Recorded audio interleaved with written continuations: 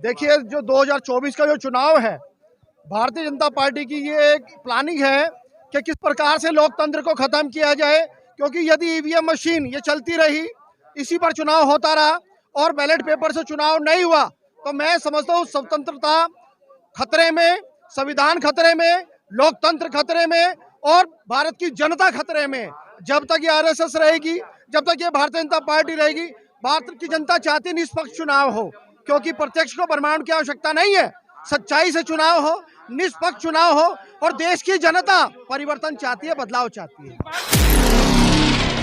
नमस्कार। 2024 चुनाव से पहले जिस तरीके से ईवीएम को लेकर के लगातार प्रदर्शन है, वहीं कुछ दिनों पहले जिस तरीके से हिट एंड रन कानून आया, उसको भी लेकर के देश के तमाम सड़कें जाम हो चुकी थी। तो क्या 24 चुनाव से पहले अब यही चलेगा, हर बार सड़क जाम होगी, प्रदर्शन होगा? सुनता तो कोई है नहीं, कितना प्रदर्शन करेंगे? देखिए, जो 2024 का जो चुनाव है, भारतीय जनता पार्टी की ये एक प्लानिंग है कि किस प्रकार से लोकतंत्र को खत्म किया जाए। क्योंकि यदि ईवीएम मशीन ये चलती रही, इसी पर चुनाव होता रहा और बैलेट पेपर से चुनाव नहीं हुआ, तो मैं समझता हूँ स्वतंत्रता खतरे में, संविधान खतरे में, लोकतंत्र खतरे में और भारत की जनता खतरे में। जब तक ये आरएसएस रहेगी, जब तक ये भारतीय जनता पार्टी रहेगी, भारत की जनता चाहती निष्पक्ष चुनाव हो। क्योंकि प्रत्यक्ष को प्रमाण की आवश्यकता नहीं है, सच्चाई से चुनाव हो, निष्पक्ष चुनाव हो और देश की जनता परिवर्तन चाहती है, बदलाव चाहती है। बात बताइए, अगर जिस तरीके से आप लोग कह रहे हैं कि निष्पक्ष चुनाव हो, तो क्या मध्य प्रदेश, छत्तीसगढ़, राजस्थान, जिस तरीके से 3 राज्यों में क्लियर करती है ये भारतीय जनता पार्टी, क्या जनता मतलब चुनती है तो जनता का अपमान नहीं कर रहे हैं आप लोग ये सवाल उठा करके? देखिए, एग्जैक्ट पोल जो क्या कहते हैं, आपने सुना है, मैं आपको बताना चाहता हूँ। एग्जैक्ट पोल ने कहा कि वहाँ कांग्रेस की सरकार बन रही है।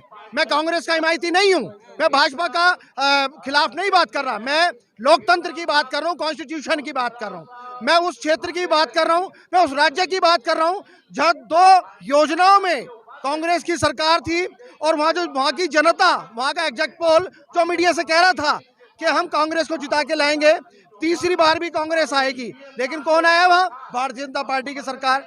ईवीएम में इतना बड़ा घोटाला, ये जो स्कैम है, आज इसको प्रमाणित किया जाएगा कि इसमें कहां गड़बड़ है और गड़बड़ कैसे कैसे होती है। एक चीज है, आपको पेपर की गिनती हो रही थी जब कांग्रेस आ गई थी, और जैसे से बैलेट पेपर की गिनती खत्म होने के बाद इलेक्ट्रॉनिक मशीन की गिनती आई तो बीजेपी आगे हो गई। तो ये तो साफ जाहिर है कि इसमें भी देखिए बार बार उठता है, आरोप लगाते हैं, तो भाई जो पक्ष में है वो भी अपने बात रखेंगे।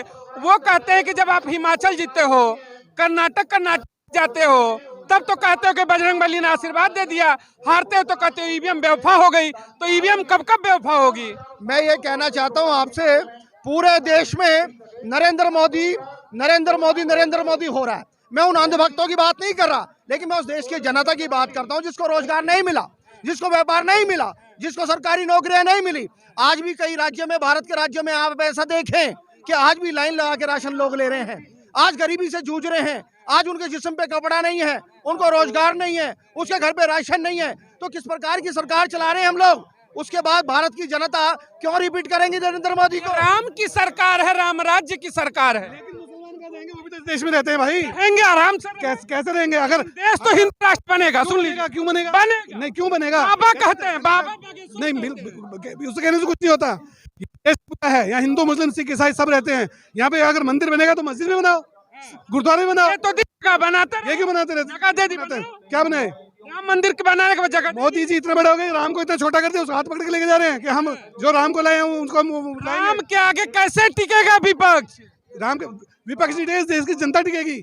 विपक्ष नहीं टिकेगा, इस देश की जनता टिकेगी। उनको खड़ा होना पड़ेगा, उनको यहाँ आना पड़ेगा। हारेंगे तो कहेंगे कि ईवीएम खराब है। बिल्कुल है, वो तो ईवीएम हटने के बाद देखें। हम मोदी जी का सीना देखने जाते हैं, 36 इंच का है कि नहीं है, 56 इंच का है कि नहीं है। अगर उनका 56 इंच का सीना है तो कहेंगे बैलेट पेपर आ रहा है। ये कह रहे कि 56 इंच का सीना देखेंगे, मोदी के सीना में राम से है, हनुमान की तरफ फाड़ेंगे तो राम निकलेंगे। कैसे राम से पार पाएगा विपक्ष? कहते हैं कि विपक्ष वाले तो कहते हैं कि सनातन डेंगू मलेरिया है, कहाँ से टिकेंगे आप लोग? देखिए, कभी तो हनुमान जी को दलित बताते हैं। हमारे उत्तर प्रदेश के जो हमारे उत्तर प्रदेश के चीफ मिनिस्टर हैं योगी जी, वो कहते हैं हनुमान जी तो दलित थे। ये चुनावी फंडा है। कभी तो हनुमान जी को दलित बता देते हैं, कभी राम को ये कहते हैं कि भाई रामलला आएंगे, भारत देश में आएंगे। तो मैं पूछना चाहता हूँ, ये काल्पनिक बातें हैं और पेट जो है आस्था से नहीं भरता, पेट राशन से भरता है, अनाज से भरता है। 5 किलो दे रहा है, पेट भरिए, राम राम करिए। देखिए, भारत देश का जो नागरिक है वही चाहता है कि अच्छी यूनिवर्सिटी हो, अच्छा स्कूल हो, अच्छे हॉस्पिटल हो, अच्छा स्वास्थ्य हो। ये 5 किलो राशन से देश नहीं चलने वाला। अगर ये लुभावनी बातें चुनाव में होगी तो जो सरकार फ्री में राशन देगी, फ्री में आपको लुभावने आपको अल्टीमेटम देगी, तो मैं समझता हूँ वो सरकार लंबी नहीं चलती। देखिए, आपने कहा तमाम जिस तरीके से जातिगत समीकरण की बात करें, अयोध्या में वाल्मीकि समाज के नाम पे समझिएगा महर्षि वाल्मीकि का एयरपोर्ट बन गया, वो भी इंटरनेशनल वाला, लंदन से भी लोग आएंगे। तो भाई सबको तो खुश रख रहे हैं, दलित को भी, वाल्मीकि समाज को भी। आखिर उसको जो इतना सोचता है आगे तक।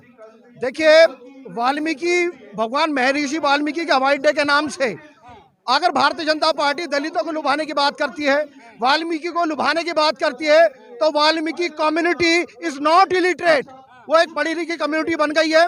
मैं आपको बताना चाहता हूँ, एयरपोर्ट पे कितने दलित हैं जो जहाज में सफर करते हैं। अगर मोदी जी आप चाहते हैं कि वाल्मीकि समाज आपकी तरफ जाए, दलित आपकी तरफ जाए, तो वाल्मीकि समाज का नियमितीकरण करो, उसके रोजगारों को मजबूत करो, कम से कम 1 से 2 लाख वैकेंसी भारत में रिलीज करो, तब जाके वाल्मीकि समाज भारतीय जनता पार्टी को वोट करेगा। एक समाज सुनिए, सुनिए एक मिनट सुनिए। पहले इन्होंने कहा कि एयरपोर्ट में, हवाई जहाज में कितना दलित बैठेगा। हवाई चप्पल तो, हाँ ये देखिए, ये हवाई चप्पल मोदी जी ने कहा था कि हवाई चप्पल वाले को जहाज में बैठाऊंगा। अब तैयारी करिए बैठने की, क्या दिक्कत। देखिए, किस लिए हवाई जहाज में बैठे हम लोग, आखिर क्यों हवाई जहाज में बैठे हम लोग? गोवा घूमने के लिए हवाई जहाज में बैठे, अमेरिका घूमने के लिए हवाई जहाज में बैठे? नहीं, जब तक हमारा घर की आर्थिक स्थिति ठीक नहीं होगी, हम हवाई जहाज में क्यों घूमें? आप हमें हमारे रोजगार मजबूत करें, आप हमारे व्यापार मजबूत करें। और हाँ, एक बात और, जिसकी जितनी साझेदारी उतनी उसकी भागीदारी। राजनीति में आज दलितों का जो भी है कंट्रीब्यूशन कहाँ है? कितना दलितों का हिस्सेदार रखते हैं? प्रधानमंत्री की पिछड़े का बेटा प्रधानमंत्री है, अब कितना कंट्रीब्यूशन चाहिए? मैं आपकी बात समझ नहीं पाया। प्रधानमंत्री कहते मैं पिछड़े का बेटा हूँ और प्रधानमंत्री बन ही गए हैं, तो सर्वोच्च पावर पे हैं, तो विकास तो करे, मैं सबका कर रहा हूँ। द्रौपदी मुर्मू को मैंने राष्ट्रपति बना दिया। ये पूरा भारत द्रौपदी मुर्मू बनाया, जिसको कि अयोध्या में इनविटेशन भी नहीं दिया, नाम की। इनका फेमस दलितों के प्रति प्रेम। घर जाके चाय ऐसा चाय भी नहीं, उनके घर के और चाय का नुकसान और कर दिया। एक कप चाय भी तो घर जाके चाय पिए, क्या करें? देखिए, कोई चाय नहीं पीता, सिर्फ एक दिखावा है, फॉर्मेलिटीज है। अपना गुड़ रोटी, अपना राशन, अपना भोजन साथ लेकर जाते हैं, केवल औपचारिकता है। कोई किसी अभी भी छुआछूत है, अभी भी बिल्कुल छुआछूत है। अगर हम दिल्ली की बात करें, ये भारत की राजधानी दिल्ली है, आप दिल्ली से 40 किलोमीटर दूर छुआछूत है। हम नल को नहीं पी सकते, आज उनकी चारपाई पे बैठ नहीं सकते, आज भी उनकी पर बैठ नहीं सकते, आज भी हम पर बैठ नहीं सकते। छुआछूत बहुत ज्यादा है, और ये कहना बेईमानी है कि भारत देश में छुआछूत नहीं है। सबका विकास करती है, आप कह रहे हैं कि छुआछूत हो रहा है। किसका विकास? और है कौन? विकास है कौन? विकास नाम का बच्चा अभी तक पैदा ही नहीं। मोदी जी किस विकास के बच्चे को पैदा कर रहे हैं? मैं एक बात का बताना चाहता हूँ आपको, जो भारत के जो किसान हैं, किसानों ने आंदोलन किया था फसलों के लिए, और हम आंदोलन कर रहे हैं नस्लों के लिए। हमारी नस्लें बर्बाद होने जा रही हैं। धन्यवाद। देखिए, यहाँ पर फसल और नस्ल दो की लड़ाई है। किसानों ने फसल की लड़ाई लड़ी और ये लोग नस्ल की लड़ाई लड़ रहे हैं। क्या वाकई में 24 में सत्ता बदलेगी? अभी कमेंट सेक्शन में जरूर बताइएगा। बहुत बहुत धन्यवाद। जय हिंद, जय भारत।